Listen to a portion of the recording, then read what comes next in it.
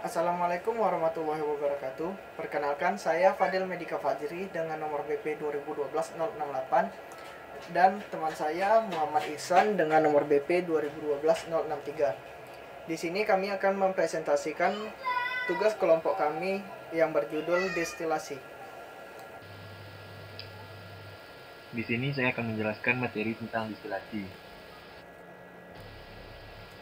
Pengertian destilasi. Destilasi atau penyulingan merupakan salah satu teknik pemisahan campuran berdasarkan perbedaan kecepatan zat untuk menguap atau volatilitas pada suhu dan tekanan tertentu.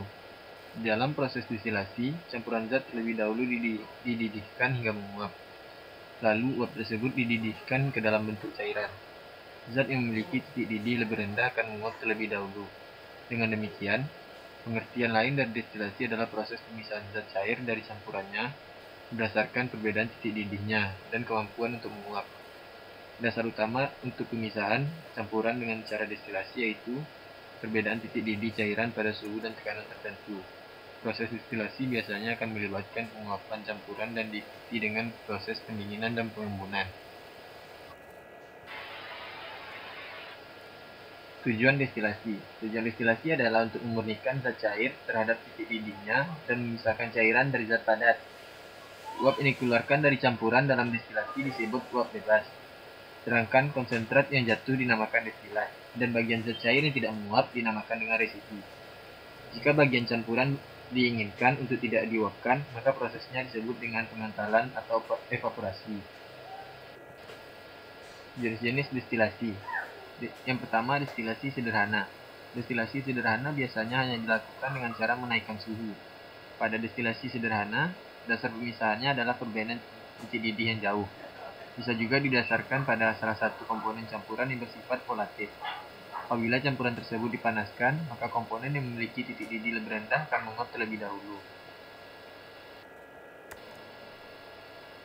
Yang kedua, destilasi bertingkat. Jenis destilasi ini digunakan untuk memisahkan komponen cair yang memiliki perbedaan titik didih yang dekat, kurang dari 20 derajat Celcius, dan bekerja pada tekanan atmosfer serta tekanan rendah. Destilasi bertingkat biasanya diaplikasikan pada industri minyak mentah untuk memisahkan komponen-komponennya. Pada destilasi bertingkat terdapat kolom fraksionasi untuk pemanasan terhadap bertahap pada suhu yang berbeda di setiap platnya. Proses pemanasan dengan suhu berbeda ini bertujuan untuk memurnikan distilat dari plat yang ada di bawahnya. Yang ketiga, destilasi uap. Destilasi uap digunakan untuk memisahkan zat cair yang tidak terlarut dalam air dengan titik didih yang tinggi, atau di atas 200 derajat Celcius. Sifat dasar dari destilasi uap adalah dapat mendestilasi campuran senyawa yang berada di bawah titik didih dari tiap-tiap senyawa campuran. Yang keempat, destilasi azeotrop. Destilasi azeotrop merupakan jenis destilasi untuk menguapkan zat cair tanpa adanya perubahan komposisi. Jenis destilasi ini digunakan untuk memisahkan campuran azeotrop, yaitu campuran dua atau lebih komponen yang sulit dipisahkan. Di dalam prosesnya, digunakan senyawa lain yang berfungsi untuk memecah ikatan azeotrop tersebut atau dengan menggunakan tekanan tinggi. Yang kelima yaitu destilasi vakum. Destilasi vakum digunakan untuk memisahkan dua komponen yang titik didihnya sangat tinggi. Metode yang digunakan dalam destilasi ini adalah dengan menurunkan tekanan permukaan menjadi lebih rendah dari 1 atm, sehingga titik didihnya juga menjadi lebih rendah. Di dalam prosesnya, suhu yang digunakan untuk mendestilasi tidak terlalu tinggi. Baiklah, selanjutnya saya akan membacakan contoh soal destilasi. Campuran cair benzena toluen disuling dalam menara fraksinasi pada tekanan 101,3 kPa.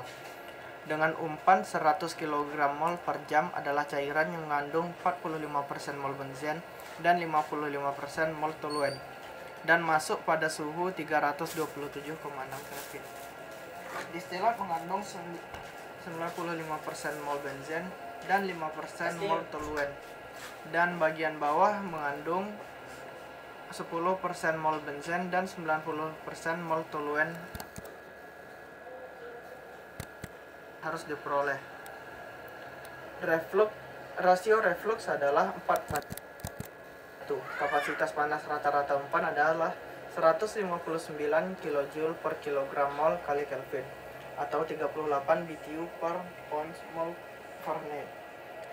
Dan panas laten rata-rata adalah 32.099 kJ per kilogram mol atau 13.800 BTU per pon mol.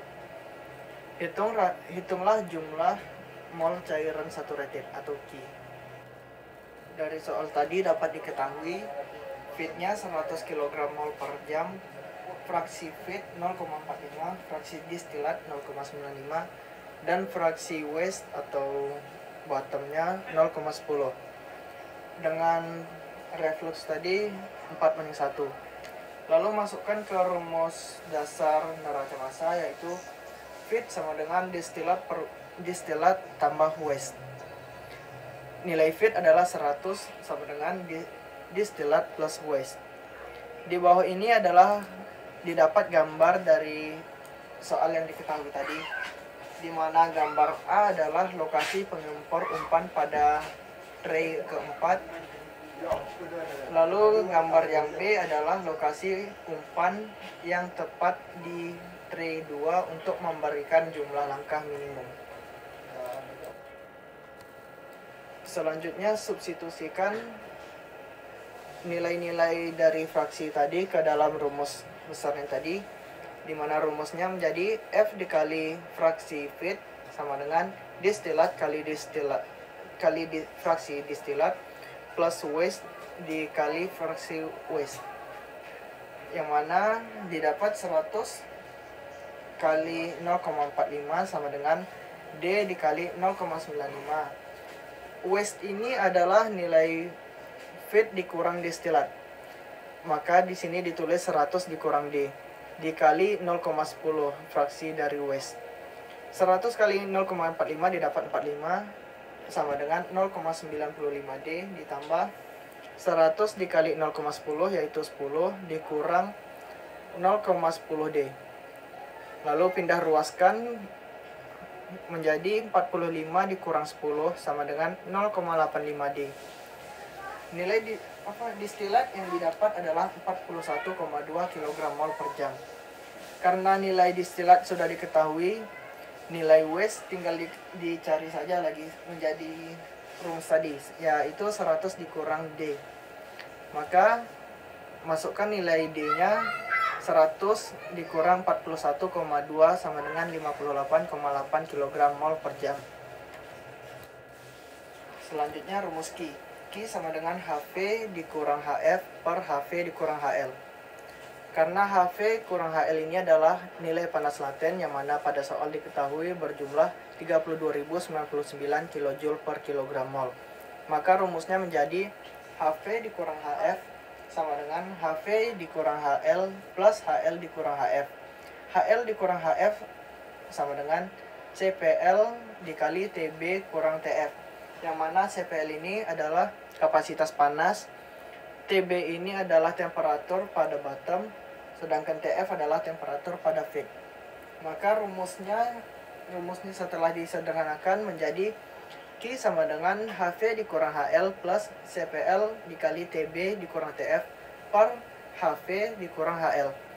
Lalu substitusikan nilai-nilainya, yang mana Q sama dengan 32.099 ditambah 159 dikali 366,7 kurang 327,6 per 32.099. Didapat hasil Q adalah 1,193. Baiklah, sekianlah dari presentasi dari kami. Apabila ada salah kata maupun kesalahan mohon dimaafkan.